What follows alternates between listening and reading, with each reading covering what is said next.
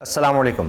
एक के बाद एक बड़ा मंसूबा बनता है और धड़ाम से गिर जाता है। अभी 24 घंटे नहीं गुजरते और पता चलता है कि जनाब ये सारा कुछ तो ऐसे ही जाली तौर पर बनाया जा रहा है, ये केस ही फारिग होते चले जा रहे हैं।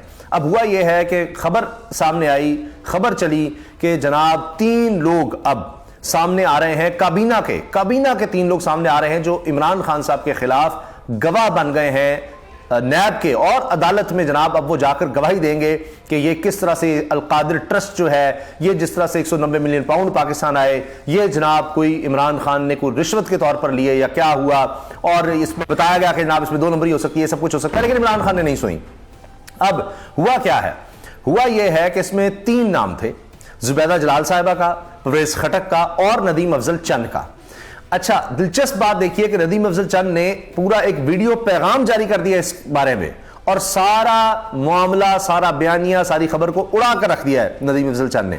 अब ये पाकिस्तान पीपल्स पार्टी के रहनुमा है। अभी हाल ही में ये कुछ थोड़ा सा पीपल्स पार्टी के बारे में भी आप जानते हैं, कुछ तहफुजात के साथ नजर आया कि जी कुछ ऐसे लोग पीपल्स पार्टी में शामिल हो रहे हैं जिनके बारे में है जो डेथ स्क्वाड चलाते हैं, जो टारगेट किलिंग में मुलव्वस है। इस तरह की बातें आई और कुछ तस्वीर आई जिस पर उन्होंने कहा जी अगर ये दुरुस्त है, नदीम अफजल चंद ने कहा, वो भी मैं आपके सामने रख दूंगा, तो जनाब पीपल्स पार्टी ऐसे लोगों को कभी नहीं लेगी। जरदारी साहब का भी कुछ अर्सा कबल बयान आया था कि जी इसको नदीम अफजल चंद को तो कुछ भी नहीं पता। खैर, नदीम अफजल चंद साहब हमेशा किसानों की बात करेंगे, लोगों की, अवाम की बात करेंगे। इन्होंने तहरीके इंसाफ में शमूलियत भी इख्तियार की थी, तर्जुमान भी रहे इमरान खान साहब के जब वो वज़ीर आज़म थे।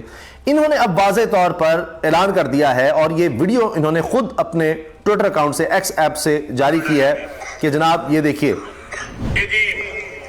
तो कहते हैं जी कि जी मैं किसी रेफरेंस में अल-कादिर ट्रस्ट में मैं इमरान खान के खिलाफ गवाह हूं नैब का। इन्होंने कहा जी बिल्कुल गलत है, मुझे नैब ने बुलाया और मैं गया, जिस तरह हर शहरी को एक कानून का जो पाबंद है उसको जाना चाहिए अगर कोई इदारा बुलाता है। मैंने जाकर जो अपना बयान था वो दे दिया।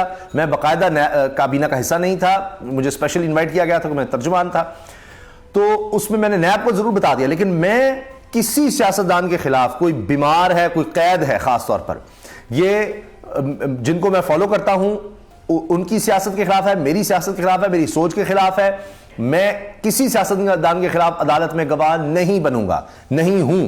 अब ये जनाब जो स्टार विटनेस जिस तरह होते हैं वो ही फारिग हो गए जो नदीम अफजल चंद साहब बात कर रहे हैं। इसके अलावा एमक्यूएम का कोई भी रहनुमा जो है वो आदम अफवाह नहीं बन रहा। इसके अलावा ये भी दिलचस्प बात है कि आजम खान, जिनके बारे में कहा गया जी स्टार वो हैं जी विटनेस, वो भी वादा माफ गवाह नहीं है, वो भी सिर्फ गवाह है। तो ये केस फिर बन क्या रहा है, और मैं आपको थोड़ा सा इसके बारे में बता दूंगा ये केस किस तरह से बनाया गया, इसकी हकीकत क्या है। नदीम अफजल चंद इमरान खान के खिलाफ गवाही देगा, कादिर ट्रस्ट जो करप्शन का केस चल रहा है। मैं वजाहत करना चाहता हूं कि नैब ने मुझे 2 मरतबा नोटिस भेजा और मुझे बुलाया, क्योंकि मैं भी उस काबीना का मेंबर था और मैंने सारे मेंबर उनके पास पेश हुए। मेरा भी नैब नोटिस दे बुलाए तो जाना बनता है। एक लॉ अबाइडिंग पर्सन के तौर पे फर्ज है, कोई एजेंसी जब आपको बुलाती है तो आपने जाना होता है, तो मैं भी गया। जो कुछ उस काबीना में हुआ वो मैंने उनको बता दिया। अच्छा, जो कुछ काबीना में हुआ कह रहे हैं मैंने सारा कुछ बता दिया। मैं ये अर्ज कर दूं कि बहुत से लोग इस पर बात करें, ओ देखें ये अब राज खुल रहे हैं, काबीना के मेंबर आ रहे हैं। भाई वो काबीना में कितने लोग थे, उसमें से 3 लोग मिले, परवेज खटक जिनका आजकल बयान चल रहा है कि जी इमरान खान इनकलाब चाहते थे, इमरान खान अवामी हिमायत चाहते थे। उसको मैंने कहा कि तुम गलत रास्ते पर, उसने कहा जी बस मैंने सोच लिया है, चाहे मैं शहीद हो जाऊं मैं फिर भी इस तरह करूंगा। तो जनाब इमरान खान इस तरह से थे तो ये तो मुल्क बच गया है। भाई अवामी इनकलाब ही वो चाहते थे। फिर कह रहे हैं जी खटक को खत्म करना बड़ा मसला है, 40 साल से मेरी सियासत है, क्योंकि अभी लोटे जो लहरा दिए हैं शेर अफजल मरवत ने, और कहा है जी ये परवेज खटक और महमूद खान का ये वाला हाल है, जो भी इमरान खान को छोड़ेगा उसका यह हाल होगा। नौशहरा में जो इनका हल्का समझा जाता है वहां पर इनको कोई कैंडिडेट नहीं मिल रहा, 2 से बेटे को खड़ा कर रहे हैं परवेज खटक साहब, 2 से खुद खड़े हो रहे हैं, बल्कि 3 से इसी तरह जनाब वो दामाद को खड़ा कर रहे हैं। ये तो इनका हाल है।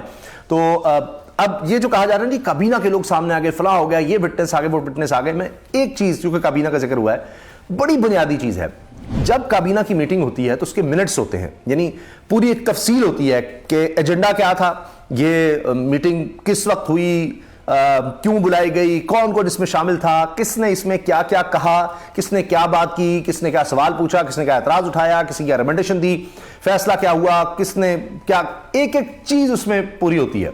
और उसके बाद जनाब फिर जी काबीना का जो है वो फैसला कि जी प्राइम मिनिस्टर उसको हेड कर रहा होता है, उसका फिर वो फैसला जो है वो एक नोटिफिकेशन की सूरत में सामने आ जाता है कि जी काबीना ने ये डिसाइड किया, वो नोटिफिकेशन लगा, लेकिन उसके मिनट्स अलग होते हैं। तो ये कि जी ये होगा जब ये सारा कुछ पेश हुआ, ये 190 मिलियन पाउंड का सारा मलिक रियाज का सारा मामला के बाहर किस तरह से, और ये पीछे जाता है कि नवाज शरीफ के बेटे से उन्होंने वो जो महल्लात और वो फ्लैट, जिसको कहना है फ्लैट, तो एक आम सा लगता है जिसकी कीमत इतनी होगी जनाब अरबों रुपया, अरबहा रुपया, आप सोचिए वो क्या होगा, और वो भी ज्यादा कीमत पर खरीदा गया।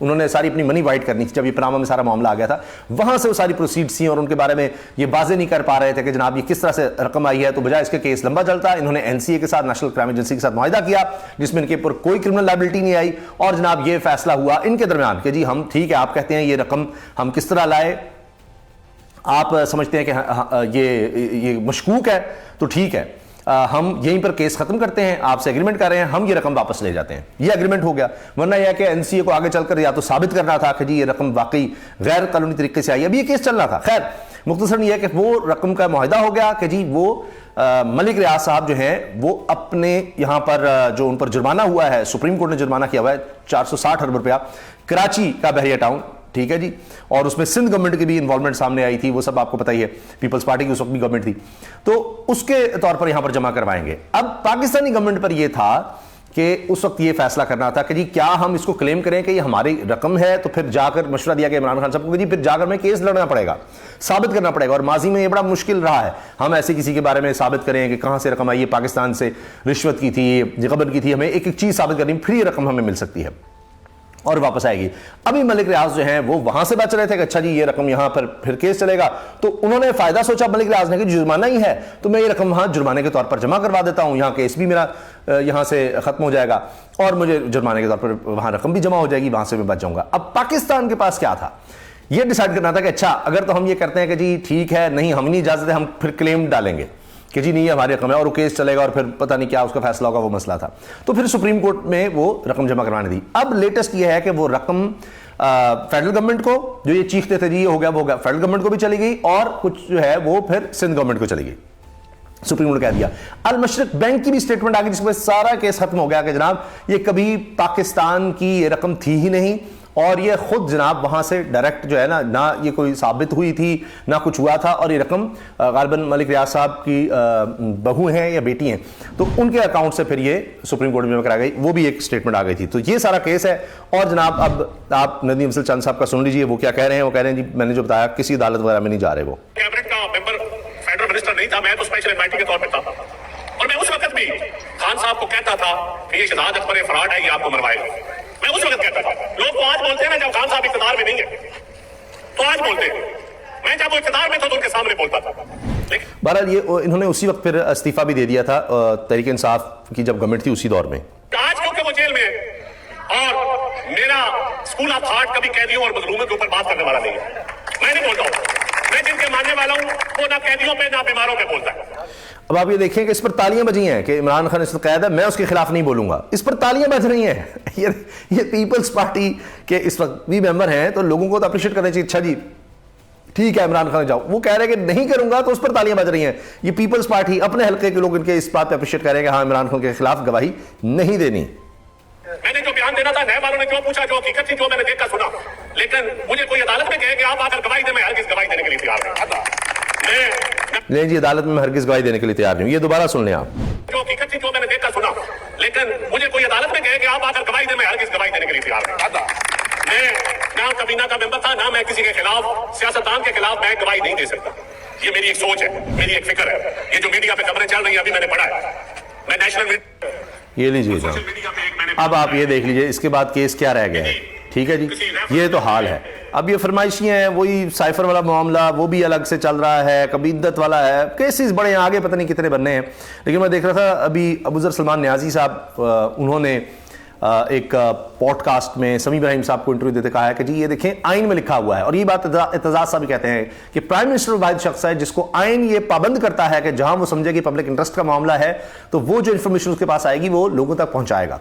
तो इमरान खान क्या ना बताता कि जनाब क्या साजिश हुई है, किस तरह से कहा गया, और वो साइफर एक हकीकत है और उसमें धमकियां में इसकी गुफ्तगू थी वो सब, और ये कहते हैं जी उसने गलत इसका इस्तेमाल किया, तो पहले आप दिखाएं कि उसमें लिखा गया था ताकि फिर पता लगेगा गलत इस्तेमाल क्या हुआ क्या नहीं हुआ, क्या जो इमरान खान ने कहा वो हुआ नहीं था या साइफर में वो मौजूद नहीं है, क्या है। बहरहाल वो एक अलग चीज़ चल रही है। तो ये देखिए, ये तो अब एक गवाह के बारे में तो जो चीज़ आ गई मैंने आपसे शेयर कर दी। अल्लाह हाफ़िज़।